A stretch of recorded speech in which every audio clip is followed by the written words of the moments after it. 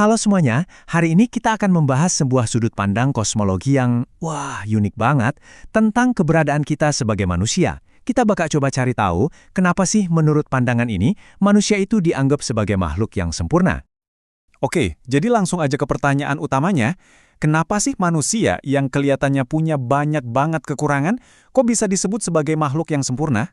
Seluruh pembahasan kita kali ini akan berputar untuk menjawab pertanyaan itu. Yuk kita selami bareng-bareng. Baiklah, dari sinilah ceritanya jadi menarik banget. Menurut sumber yang kita bedah ini, ada 3 alasan filosofis utama yang menjadi dasar kenapa manusia itu disebut sempurna. Mari kita lihat satu persatu. Menurut sumber ini, ada 3 pilar utama. Tapi biar pembahasannya lebih dalam, kali ini kita akan fokus ke pilar yang pertama dan yang paling fundamental, yaitu gabungan unik antara tubuh dan roh kita. Ternyata, proses penciptaannya itu punya kisah yang luar biasa. Yuk kita bedah prosesnya.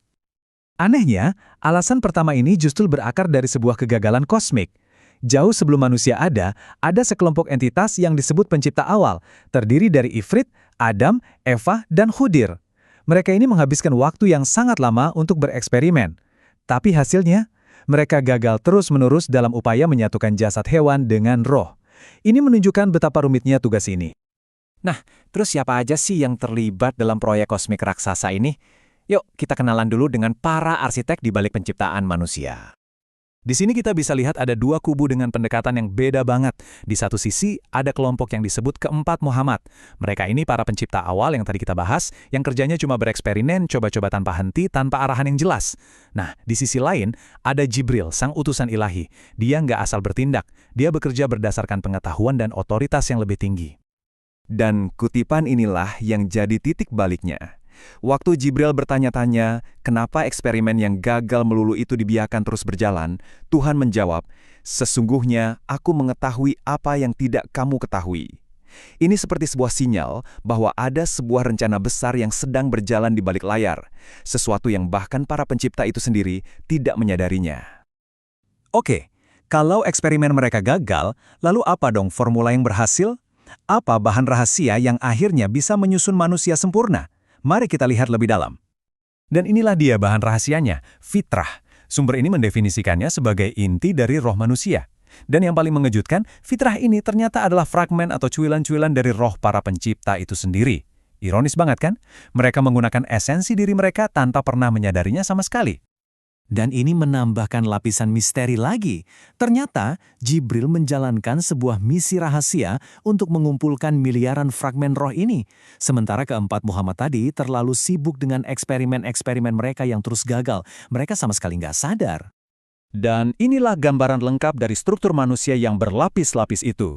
Di puncaknya, sebagai inti ilahi, ada fitrah atau roh suci.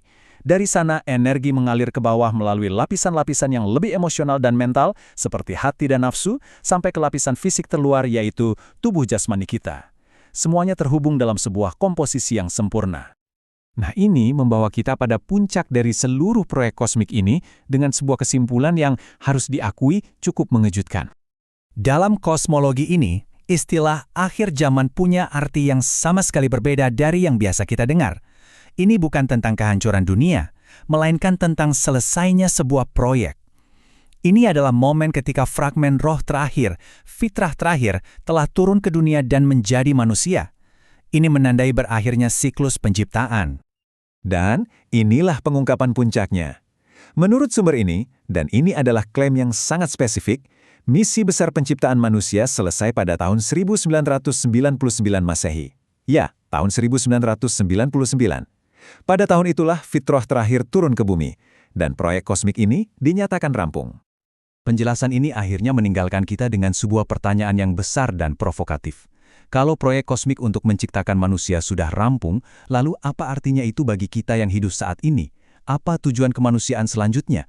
Sebuah pemikiran untuk kita renungkan bersama.